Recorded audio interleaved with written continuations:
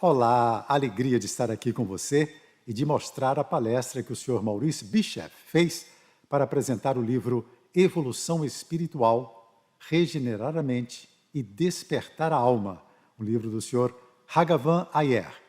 Já está disponível em português, distribuído pela editora Teosófica em parceria com o projeto Pioneiros.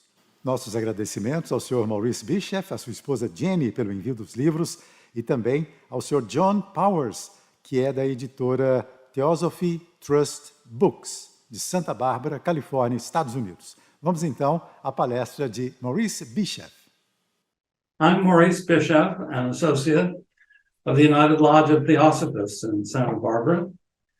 Thank you for the opportunity to join your gathering today and to introduce the new volume, Spiritual Evolution, Regenerating the Mind and Awakening the Soul, and the author of its 7 articles, Sri Raghavan Iyer. Sri Raghavan Iyer was a man of immense magnanimity and deep spiritual and intellectual genius. Born in Madras, India in 1930, he matriculated to the University of Bombay and was selected as a Rhodes Scholar from India to Oxford University. Later, he became an Oxford Don and professor of political philosophy. And then he decided to come to California to teach the young. In 1965, he became a professor of philosophy at the University of California at Santa Barbara. He left his body on June 20th, 1995. The deeper replenishing current of Sri Raghavan's life, however, flowed from the Empyrean springs of Theosophia and was interwoven in his activities. He became a Theosophist at the age of 10 when his father took him to the United Lodge of Theosophists in Bombay. A lifelong Theosophist, he founded with his wife Nandini the United Lodge of Theosophists in Santa Barbara in 1966, and ancillary institutions such as the Institute of World Culture in Santa Barbara in 1976. His sympathies were always compassionately inclusive, and his repeated emphasis from first to last was to draw the larger circle through universality of thought, the richness of imagination, the therapeutics of speech, and the magic of selfless action. Sri Raghavan founded and edited the Golden Journal Hermes from 1975 to 1989. He refined many of his articles, which are now included in 3 volumes in English, entitled The Gupta Vidya, published by Theosophy Trust and available on Amazon.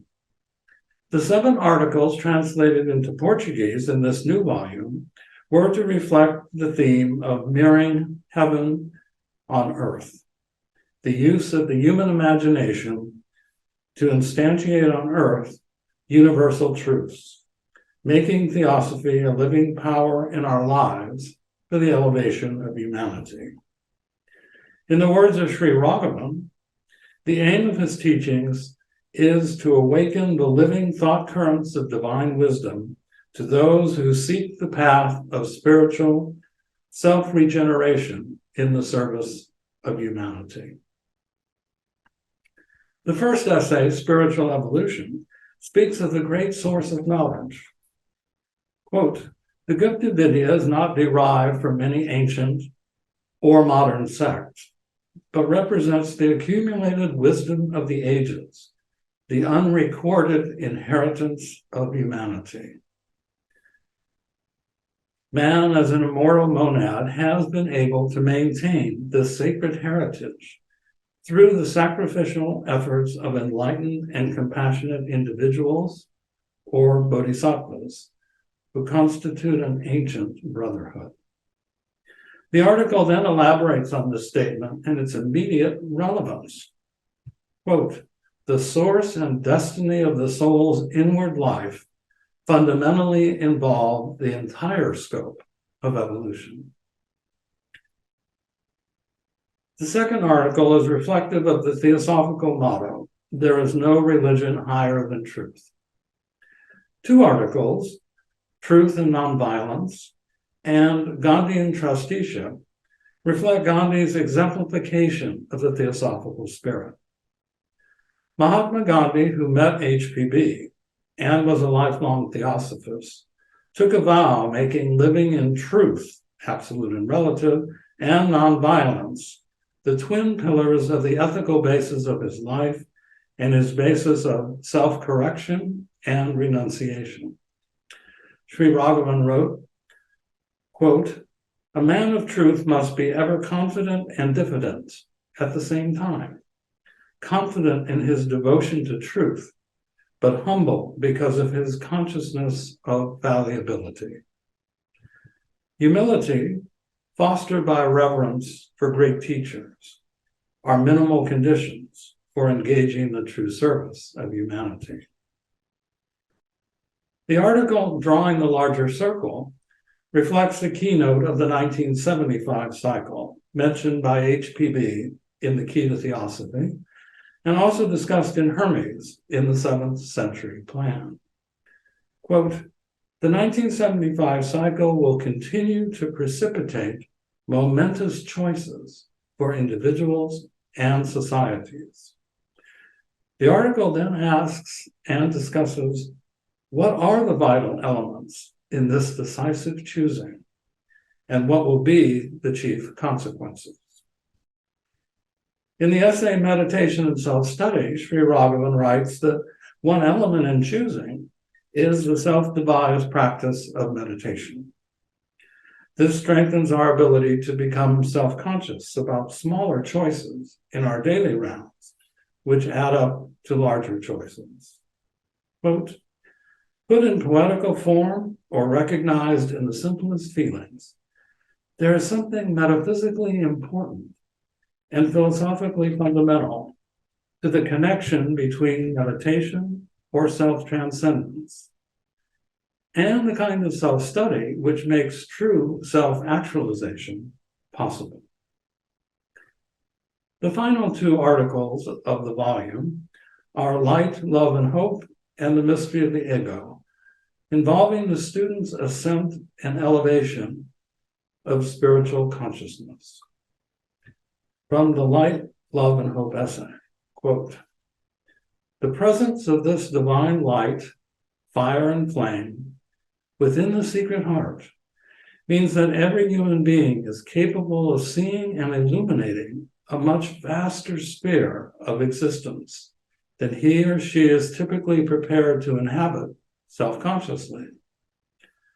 Similarly, every single human being has a much richer and more profound capacity for effortless love than he or she imagines. Love that is spontaneous and selfless, asking nothing and willing to give freely, gracefully, and generously to all. Even though the mind has been blunted and the heart tainted, one must unlearn all stifling habits and become able to withdraw the mind and the heart from false and fleeting allegiances. Only so can one restore mental resilience." And continuing the theme in a different way from the article, The Mystery of the Ego, quote, "When one can make a positive inner affirmation of the divine within, this becomes a potent current of thought and feeling, energy and life. Without words, all one's actions will convey to others a sense that behind the games of life, there is a deeper reality of pure joy in which there is a dignity to every individual. As a preliminary training in making this invocation, every night before going to sleep, one should renounce all identification with the body and the brain, with form, with all likes and dislikes, with all memories and anticipations. one should invoke the same affirmation upon rising, as well as other chosen times and spontaneously whenever possible. If it is to become meaningful in the content of a universe governed by the boundless ideation of Mahat and suffused by the beneficence of cosmic eros, this invocation must be made not only for oneself, but for all. These articles in spiritual evolution provide deep and rich ideas, then, for participating effectively in the effort to elevate ourselves and others in the current ascending arc of spiritual evolution in the service of humanity. Our deep gratitude to Sri Raghavan Iyer and those who made this volume possible, as well as to Robert Moore for his video assistance. Thank you.